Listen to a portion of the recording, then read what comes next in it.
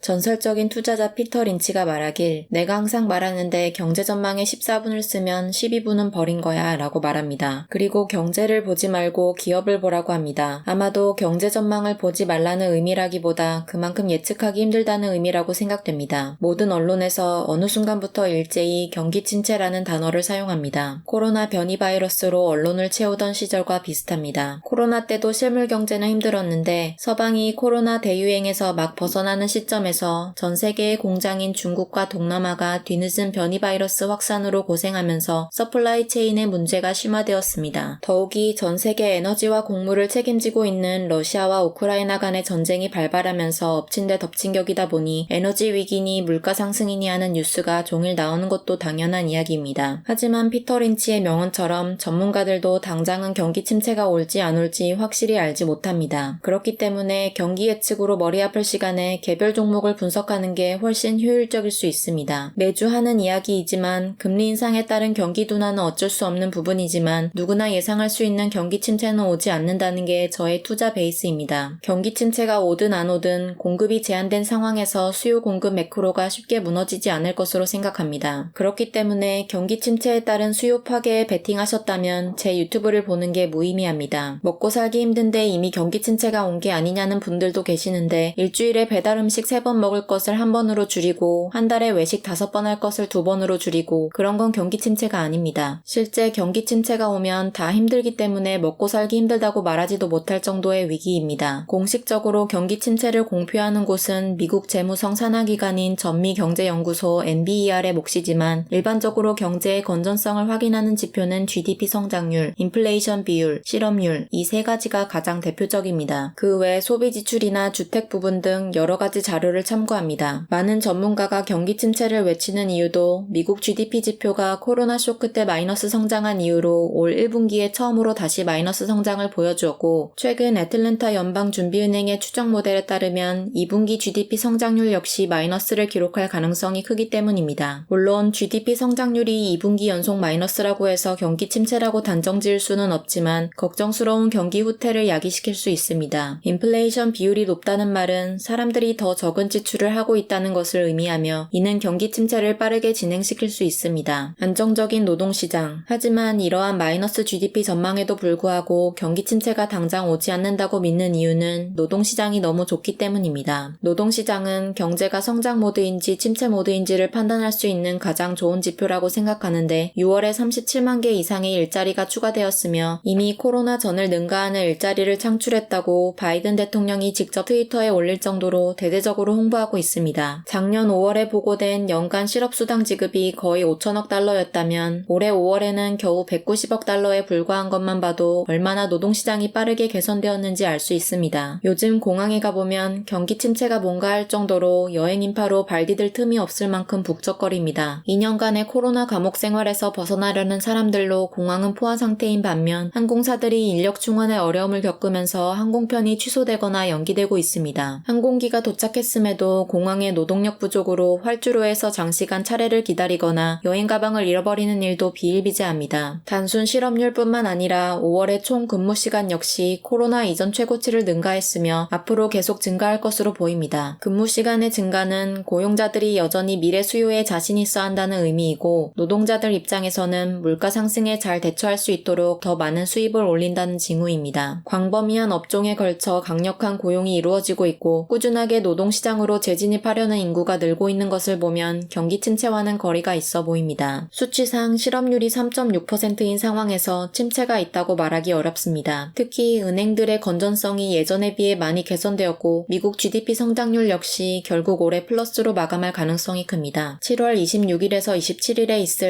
FOMC 회의 또한 이미 0.75포인트 인상이 컨센서스가 되는 분위기여서 선반영되는 분위기입니다. 물론 이 모든 것은 러시아와 우크라이나 전쟁이 나토로 확전되거나 중국의 대만 침공 같은 외부 변수에 의해 언제든지 바뀔 수는 있습니다. 본인이 경기 전망을 긍정적으로 보고 에너지 섹터에 계속 투자하신다면 이 2가지 질문을 공통으로 가지고 계실 겁니다. 첫째는 언제쯤 전고점을 회복할 수 있을까이고 두 번째는 펀더멘털은 변한 게 없다는데 이번 조정이 온 진짜 이유는 무엇인가일 겁니다. 첫 번째 질문에 대한 답은 사실 신도 모를 겁니다. 하지만 개인적인 생각으로는 올해 안에 전고점을 갈 수 있지 않을까 기대하고 있습니다. 겁니다. 왜냐하면 두 번째 질문에 대해 제 나름대로의 두 가지 가설이 있기 때문입니다. 바닥 확인. 이 두 가지 가설은 사실 새로울 건 없고 제 최근 영상마다 반복적으로 하는 이야기입니다. 첫째는 바닥 확인입니다. 원유의 공급과 수요 같은 매크로적인 변화가 없는 상황에서 경기 침체 우려는 작년의 변이 바이러스 같이 단기 바닥을 확인하기 위해 고른 적당한 핑계라고 생각합니다. 주식 투자를 오래 하신 분들은 누구나 경험하신 내용이겠지만 비단 석유 섹터뿐만 아니라 어느 섹터에서나 이런 현상을 흔히 목격할 수 있습니다. 현재의 높은 유가나 주가가 일시적인 현상인지 아닌지를 시장이 직접 조정을 주면서 확인하는 단계라고 생각됩니다. 아무래도 석유 섹터는 장기간의 불황으로 시장에 관심받게 있었고 최근 부각되는 ESG 기조와 그에 따른 진은의 산업 이미지가 팽배했으며 최근 전쟁 같은 변수로 인해 단기간 급상승한 면이 있기 때문입니다. 흔히 바닥이나 하단 레인지를 찾는 과정이라고 할 수 있는데 예를 들면 유가가 반등하는 레인지를 확인하거나 유가는 내려가는데 관련 주가가 그만큼 내려가지 않는 지점까지 테스트합니다. 이렇게 수요가 반등하는 레인지를 찾게 되면 시장은 그 투자에 대해 더욱 자신감을 느끼게 됩니다. 이런 과정을 통해서 그동안 석유 섹터에 투자하지 않았던 기관과 개미들까지 새롭게 영입될 겁니다. 올 초에 우크라이나 전쟁이 발발하고 유가가 치솟은 후에도 3월 말과 4월 초에 유가가 100불 밑으로 내려왔지만 오래 머무르지는 못했습니다. 이번에도 100불 밑으로 내려왔지만 오래 머물지는 못했습니다. 결국 시장이 유가 100불 이상이 일시적인 현상이 아니라 뉴노멀이라고 확신하기 전까지 앞으로 레인지의 저점을 몇 번이나 더 확인할 가능성이 큽니다. 하지만 확실한 건 100불 밑으로 떨어지더라도 현재 공급이 제한적이고 계속해서 전 세계적으로 재고가 줄어들고 있기 때문에 오래 머무르지는 못할 가능성이 큽니다. 그리고 시장이 언젠가 바닥을 확인하게 된다면 다음 상승은 전보다 더 높게 치고 올라갈 것입니다. 특히 현재 바닥을 확인하는 시점이 대부분의 회사가 재무적으로 급격히 안정화되면서 대규모 주주환원도 코앞에 둔 시점이라는 점은 시사하는 바가 큽니다. 해칭도 점점 풀려가는 상황인데 왜 하필이면 이 시점일까에 대해선 두 번째 가설에서 나옵니다. 큰형님들이 올라탈 자리 마련하기. 두 번째 가설은 첫 번째보다는 좀 더 주관적입니다. 시장이 바닥 확인을 하는 근본적인 이유가 큰형님들 이익 실현하고 개미털기를 하면서 아래로도 먹고 결국 이익을 극대화하면서 낮은 가격에서 다시 올라탈 자리를 만들기 위함이라는 것입니다. 댓글을 보면 월가의 모든 분석가와 언론들이 경기 침체를 외치고 있는데 왜 시장의 말에 반대되는 투자를 하냐는 질문이 있습니다. 만약 월가의 모든 분석가가 일제히 경기 침체를 외친다면 반은 정말 경기 침체가 올 거라고 확신하는 사람들이고 나머지 반은 자기가 그렇게 말함으로써 상당한 이익을 챙길 수 있는 사람들일 것입니다. 그리고 시장을 움직이기 위해서는 언론 플레이가 필수 동반됩니다. 이번 석유 수요 침체 여론몰이는 바닥을 잡으려는 큰 형님들뿐만 아니라 중간 선거를 앞두고 물가를 낮추려는 민주당이나 혹은 금리 인상을 앞둔 연방준비제도에게도 좋은 소재였는지도 모르겠습니다. 간혹 대형 투자기관들이 소형 회사 주식의 목표 가격을 상향 조정했을 때 기대를 크게 갖는 구독자님들이 계십니다. 그런 발표가 단기 주가 움직임에 당연히 도움이 되겠지만 어차피 대형 투자은행은 본인이 직접 투자하지 않는 소형 회사에 대해 우리보다 잘 모르는 경우가 많고 형식적으로 목표가를 업데이트하는 경우도 많기 때문에 너무 큰 기대를 할 필요가 없다고 말합니다. 실제 대형 기관들은 투자 원칙이나 규정에 따라 규모가 최소 어느 정도 이상이 되지 않으면 투자할 수가 없습니다. 예를 들어 워렌 버핏이 섹터 내에서 쉐브론이나 옥시덴털에 투자하는 가장 큰 이유는 본인의 투자 철학에 부합되는 기업이기 때문인 이유도 있겠지만 그것보다 더 중요한 선제 조건이 본인이 투자할 만한 사이즈가 되기 때문입니다. 워렌 버핏보다 훨씬 자금력이 적은 에릭 누텔 역시 SGY에 대해 본인은 좋게 보지만 본인 회사가 투자하기에는 아직 사이즈가 너무 작다고 이야기합니다. 하지만 중요한 것은 대형 기관들이 본인이 절대 투자할 일이 없는 득보 회사들 내부 사정에 대해서는 우리보다 세세히 모를 수 있을지 몰라도 섹터 전체에 대한 전망이나 기업들의 저평가 실태에 대해서는 우리보다 잘 알 가능성이 큽니다. 물론 겉으로는 CT처럼 유가가 45불 갈 거라는 둥 아니면 JP모건처럼 유가가 380불 갈 거라며 극단적인 전망을 하면서 본인 이익에 맞게 언론 플레이할지는 모르겠지만요. 며칠 전 골드만삭스는 시장을 둘러싼 경기 침체 공포에도 불구하고 유가가 배럴당 140불에 도달할 수 있다고 그나마 덜 극단적인 전망을 하기도 했습니다. 워렌 버핏 또한 경기 침체를 외치는 월가의 애널리스트보다 실력이 떨어져서 옥시덴털에 투자하는 게 아니라는 말입니다. 전문가 중 상당수는 여전히 경기 침체가 당장 오지 않는다고 믿고 또 금리 인상 시기에 다른 섹터가 그다지 매력적이지 않기 때문에 앞으로 몇 년간 석유 섹터를 최고로 중요한 투자처로 보는 세력들이 분명 존재합니다. 그 세력들은 결국 경기 침체를 빌미로 바닥을 확인하고 올라탈 겁니다. 물론 워렌 버핏은 경기 침체가 오고 안 오고 간에 옥시의 주가가 싸기 때문에 투자하는 걸 수도 있습니다. 주식에 투자하는 이유 중에 주가가 싸다는 것보다 더 중요한 이유는 없습니다. 사실 버핏은 피터 린치처럼 경제 전망을 예단하지 않고 기업 자체를 보고 투자하고 있는 것인지도 모르겠습니다. 결론적으로 경기 침체에 의한 수요 붕괴가 없다면 금리 인상 시기에 석유 섹터만큼 투자하기 좋은 곳은 드물고 마침 석유 섹터가 엄청난 저평가에 바닥 확인조차 끝나가고 있습니다. 현재 타이밍상 대규모 주주환원을 코앞에 둔 시점이고 해칭도 점점 풀려가는 상황이기 때문에 제 가설이 맞는다면 이보다 좋을 수도 없습니다. 가까운 미래에 어떤 일이 벌어질지는 신도 알 수 없으나 현재 수요는 살아있고 세계 석유 공급은 타이트하다는 사실을 부정할 수 없습니다. 대규모 주주환원 준비와 자산 매입. 저번 주 영상에서 실적 발표 때 연 8% 규모의 월배당 재개를 발표했던 CJ가 7월 1일부터 본인 발행 주식의 약 7.6% 정도에 해당하는 자사주 매입을 발표했다고 전해드렸는데 그 후로 많은 기업이 차례로 주주환원 뉴스를 발표하고 있습니다. 일반적으로 주주환원 소식은 실적 발표 때 많이 하는 편인데 현재 시장에 조정이 심하게 오다 보니 주주들의 압박에 못 이겼는지 많은 회사들이 실적 발표와 상관없이 주주환원 뉴스를 발표하고 있습니다. 7월 말에 엑손모빌 등 대형 회사를 시작으로 8월 중순까지 2분기 실적 발표 시즌인데 이번 실적 시즌에도 풍성한 주주환원 소식이 기대됩니다. 저번 실적 발표 때 자사주 매입 규모를 늘리겠다고 발표했던 CPG는 5월에도 배당을 40% 인상한다고 발표했었는데 며칠 전에 다시 배당을 24% 상승하겠다고 발표하면서 올 3분기부터 FCF의 최대 50%까지 주주환원을 약속했습니다. 거기에 하루에 4,000 BOE 정도 생산하던 바이킹 유전 자산과 하루 1,000 BOE 정도 생산하던 듀버니 자산을 총 260밀리언 캐나다 달러에 처분했습니다. 참고로 OBE가 현재 비용을 늘리기로 발표하면서 생산량 확장에 신경 쓰고 있는 바이킹 유전은 하루 1,800 BOE 정도를 생산하고 있습니다. CPG의 현재 최고 단점은 후반기 원유 생산량의 45% 정도가 유가 60불대 중반에 해칭되어 있다는 사실입니다. 하지만 올해가 이제 반년도 남지 않았고 내년에는 20% 정도만 70불대 후반에 해칭되어 있습니다. 작년에 자사주 매입을 발표하고 올해 3월 31일까지 총 4.8밀리언 주의 주식을 평균 주당 37.77불에 구매했던 OBB는 계속해서 자사주를 매입하는 중인데 최근 비주력 자산인 유인타 유전과 백켄 유전 일부를 250밀리언 달러에 팔았습니다. 이번 자산 판매로 부채 상환 목표 기간이 다소 앞당겨질 것으로 예상되면서 10월 1일부터 주주환원 규모를 FCF의 50% 수준으로 높일 계획입니다. 그리고 현재 CPG보다 더 안 좋아 보이는 해칭 상태인 OBB 역시 해칭에서 벗어날 시간이 점점 다가오고 있습니다. 미국 프리포트 LNG 수출 터미널 화재 사고로 다시 유럽 천연가스 가격이 급등하면서 혜택을 받는 VET는 1년 동안 본인 총 주식의 약 10%에 해당하는 자사주 매입 프로그램 계획을 발표했습니다. VET는 피어그룹에 비해 발행된 주식수가 많은 편은 아니지만 배당을 올려주기 전에 자사주를 매입하면 폐기한 주식은 배당금을 지급할 필요가 없기 때문에 차후에 배당 수익을 극대화할 수 있을 겁니다. 단기간 끝없이 흘러내리던 주가가 조금 반등 왔을 때 최근 주주환원을 발표한 기업 위주로 반등이 비교적 컸습니다. 물론 EST나 REI처럼 주주환원보다는 인수합병을 진행한 회사들도 있습니다. EST는 타이터스 오일로부터 퍼미언의 델라웨어 자산을 627밀리언 달러에 인수하면서 끊임없이 퍼미언의 자산을 모으고 있습니다. 총 거래 대금의 92%는 현금으로 지급하고 나머지는 주당 13.51불의 증자로 충당할 예정입니다. REI 역시 비상장 회사인 스트롱홀드 에너지로부터 465밀리언 달러 규모의 퍼미언 자산을 인수했는데 반은 현금으로 나머지 반은 주당 3.5불의 증자해서 지급하기로 했습니다. 주가 의석은 신경 쓰이지만 현재 주가가 더 낮기 때문에 새로 진입하는 분들에게는 크게 문제없어 보입니다. SM-에너지 잘 비교되는 주식 중에 SM, LPI, CP 셋 다 올해 해칭이 대망이지만 그래도 부채 레버리지가 가장 낮은 SM이 앞으로 주주환원을 빠르게 시작할 수 있는 상황입니다. LPI가 생각보다 빠른 자사주 매입을 발표하기는 했지만 저는 보수적으로 LPI는 내년 1분기, CP는 내년 2분기 정도 예상했고 SM은 이 둘보다 빠른 올해 말 정도로 예상했었습니다. 개인적으로 주주환원 시기를 떠나 SM이 여러모로 더 저평가라고 생각합니다. 셋 다 올해 해칭이 대망이고 특히 SM은 원유 생산량의 반 정도가 유가 60불대도 아니고 50불대에 돼 있다 보니 해칭 로스 때문인지 실적 발표 당일이면 예외 없이 꼬라박고 시작합니다. 하지만 해칭이 풀리는 내년을 바라보고 모아갈 만합니다. 앞서 말한 CPG와 OBB 또한 해칭 상황이 별로이지만 똑같이 생산량의 50%를 낮은 가격에